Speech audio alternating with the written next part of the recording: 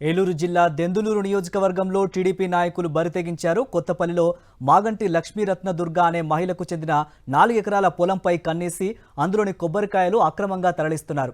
ఇదేమని ప్రశ్నిస్తే ఎమ్మెల్యే అనుచరుడు మాగంటి నారాయణ ప్రసాద్ తమను చంపేస్తామని బెదిరిస్తున్నాడని బాధితురాలు వాపోయారు. అలాగే మోతుకూరు లక్ష్మణరావు, నాని, శేషగిరిరావు తమను భయభ్రాంతులకు గురి చేస్తున్నారని విలపించారు. తమ పొలంలో ఏర్పాటు చేసిన సీసీటీవీ కెమెరాల వైర్లు కట్ చేసి రౌడీ మూకలతో దౌర్జన్యం చేస్తున్నారని ఆవేదన వ్యక్తం చేస్తున్నారు. దీనిపై పోలీస్ స్టేషన్లో ఫిర్యాదు చేసినా పట్టించుకోలేదని ఆరోపించారు. మాకు అక్కడ 4 ఎకరాల భూమి ఉందండి. దాన్ని కబ్జా చేసి మా కొబ్బరికాయలు కోసేసుకొని మమ్మల్ని నానా చిత్రహింసలు పెడుతున్నారండి.